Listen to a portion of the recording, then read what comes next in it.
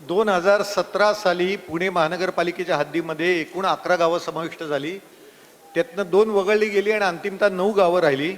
मगाशी आदरणीय विरोधी पक्षनेत्यांनी विचारलं की त्याच्या डीपीचं काय झालं, तर ते टाउन प्लॅनिंग मार्फत तो प्रसिद्ध होऊन त्याच्यावर नागरिकांच्या हरकती सूचना घेऊन त्यांचा अहवाल बनवून तो शासनाकडे पाठवण्याची आता कार्यवाही चालू आहे. शासनाकडे गेल्यानंतर शासन स्तरावर त्याला मंजुरी मिळेल. त्यामुळे 9 गावाचा विकास आराखडा येत्या काही कालावधीमध्ये आपल्याला मंजूर झालेला बघायला मिळेल. 30 जून 2021 साली पुणे महानगरपालिकेच्या हद्दीमध्ये 23 गावं समाविष्ट झाली. ही 23 गावं कुठली होती याचं मी आपल्याला नावं सांगतो. माळुंगे, सूस, बावधन बुद्रुक, किरकिटवाडी, पिसोळी, कोंडवे धावडे, कोपरे, नांदेड, खडकवासला, मांजरी बुद्रुक, नरे, होळकरवाडी, अवताडे हंडेवाडी, वडाची वाडी, शेवाळेवाडी, नांदोशी, सणसनगर, मांगडेवाडी, भिलारेवाडी, गुजर निंबाळकरवाडी, जांभूळवाडी, कोळेवाडी आणि वाघोली या 23 गावांचं एकत्रित क्षेत्रफळ 168 चौरस किलोमीटर. यापूर्वी कधीही एवढ्या क्षेत्रफळाची गावं पुणे महानगरपालिकेच्या हद्दीमध्ये समाविष्ट झाली नव्हती. ही गावं समाविष्ट झाल्यानंतर PMRDAला प्लॅनिंग अथॉरिटी, ज्याला आपण नियोजन प्राधिकरण म्हणतो, त्याचा दर्जा देण्यात आला आणि त्यामुळे त्यांनी विकास आराखड्यावर काम करण्यास सुरुवात केली.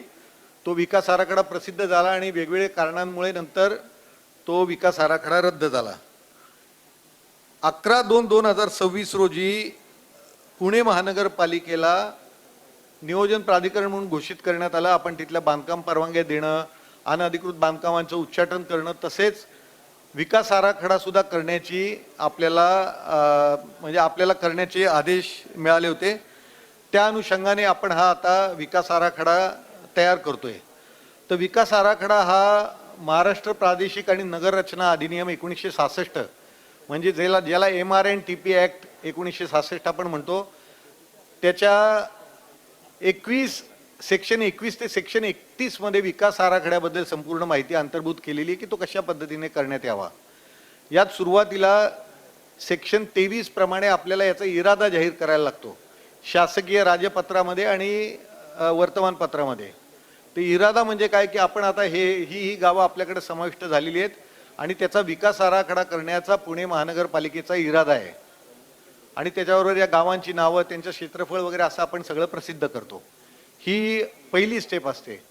दुसरी स्टेप म्हणजे सेक्शन 24 खाली आपल्याला टाउन प्लॅनिंग ऑफिसर किंवा नगररचना अधिकारी म्हणून आपल्याला एक नेमायला लागतो, तो आराखड्याचं काम करणारा, ज्याची नकाशांवर म्हणजे वेळोवेळी नकाशे बनतील, शासनाकडे जातील, त्याच्या सह्या असतात त्याच्यावर, असा नगररचना अधिकारी. तर प्रस्तुत प्रकरणी शहर अभियंत्यांनाच नगररचना अधिकारी म्हणून मंजुरी मिळावी असं विषयपत्रामध्ये आपण नमूद केलेलं आहे. आता हा विकास आराखडा करताना सर्वात प्रथम आपल्याला काय करायला लागतं, तर वेगवेगळे सर्वे आपल्याला करायला लागतात. हे सर्वे कशासाठी करायचे की जागेवर आत्ता परिस्थिती सगळी काय, त्याला आपल्याला विद्यमान जमीन वापर आराखडा करायला लागतो, म्हणजे एक्झिस्टिंग लँड यूज ज्याला आपण म्हणतो. हा एक्झिस्टिंग लँड यूज PMRDAने केला होता, पण तो 8 ते 10 वर्षापूर्वीचा आहे. आता मागील 8-10 वर्षात खूप त्याच्यामध्ये बदल झालेला आहे, खूप तिथं डेव्हलपमेंट झालेली आहे, बांधकामं झालेली आहेत. त्यामुळे तो आपल्याला पहिल्यांदा करायला लागतो. आणि त्याच्यावर जे बाकीचे असतात, सर्वाधिक महत्त्वाचं एक असतं की लोकसंख्येचं प्रक्षेपण करतो आपण. म्हणजे विकास आराखडा हा आपला पुढच्या 20 वर्षांसाठी असतो. त्यामुळे त्या 20 वर्षाच्या अनुषंगाने आज जी लोकसंख्या आहे, मागचा जो लोकसंख्येचा ट्रेंड आहे आणि येत्या 20 वर्षात लोकसंख्या एकूण किती होईल या गावांची, गाव वाईज, हे आपल्याला प्रक्षेपित करायला लागतं. प्रत्येक विकास आराखडा करताना गोखले इन्स्टिट्यूट वगैरे सारख्या नामांकित संस्था आहेत ज्यांच्याकडनं आपण पूर्वी हे काम करून घेतलेलं आहे. आता ही लोकसंख्या प्रक्षेपित आपल्याला का करायला लागते, तर त्याच्यामध्ये जी विकास आराखड्यामध्ये आपण वेगवेगळ्या आरक्षणं आपण जी आपल्याला दाखवायला लागतात नियमानुसार, ती आरक्षणं सगळी लोकसंख्येवर आधारित आहेत. म्हणजे एक थोडक्यात उदाहरण द्यायचं झालं तर 1000 चौरस मीटरला 0.2 हेक्टर असं गार्डनचं आरक्षण दाखवायला लागतं. असे वेगवेगळे नॉर्म्स दिलेले आहेत. URD PFI नॉर्म्स असतात, त्या नॉर्म्समध्ये नॉर्म्स दिलेले आहेत. तर त्यामुळे आपल्याला लोकसंख्या प्रक्षेपण हे सर्वात महत्त्वाचं काम असतं. मी सांगितलं तसं विद्यमान जमीन वापर आराखडा, एक्झिस्टिंग लँड यूज, त्यानंतर हाऊसिंगचा सर्वे करायला लागतो, सोशो इकॉनॉमिक सर्वे, असे वेगवेगळे सर्वे आपल्याला करायला लागतात. याच्यामध्ये आपल्याला आता विकास आराखडा करताना जे आधी तंत्रज्ञान उपलब्ध नव्हतं ते तंत्रज्ञान आपल्याला लेटेस्ट आता उपलब्ध आहे. म्हणजे याच्यामध्ये ड्रोन सर्वे असतील, आता सायमल्टेनियसली आपण ड्रोन सर्वे करू शकतो. त्यानंतर आपण टोटल स्टेशन सर्वे सगळ्या याचा करतो, जागेवरचे रस्ते कुठे आहेत, काय आहेत, बांधकामं कशी झालेली आहेत, सॅटेलाइट इमेजरीचा आपण वापर करतो. सुरुवातीला एक बेस मॅप बनवतो आणि त्या बेस मॅपच्या आधारे आपण टप्प्याटप्प्याने आपण जात असतो. आता PMRDAनी ही सगळा एक्सरसाइज केलेला आहे, त्यामुळे आपल्याला तो तंतोतंत वापरता येणार नाही, कारण की परिस्थितीत बदल झाला आहे. पण त्याचा आपल्याला निश्चितच त्याचा वापर आपल्याला करून घेता येईल, लाभ घेता येईल आपल्याला. आणि तो विकास आराखडा तयार करून त्यानंतर आपल्याला तो MRTP मधलं कलम 26 आहे, त्या 26 नुसार तो आपल्याला नागरिकांच्या हरकती आणि सूचनांसाठी प्रसिद्ध करायला लागतो. तो प्रसिद्ध केल्यानंतर त्याच्यावर 7 मेंबरची एक कमिटी असते. त्यातले 3 मेंबर हे विद्यमान स्थायी समिती सदस्य असतात, 4 मेंबर असतात ते शासन नियुक्त तज्ज्ञ सदस्य असतात. ही 7 मेंबरची कमिटी या सगळ्या नागरिकांच्या हरकती सूचना ऐकते आणि त्यांच्या शिफारसी देते. त्यांना अधिकार फक्त शिफारस देण्याचा असतो.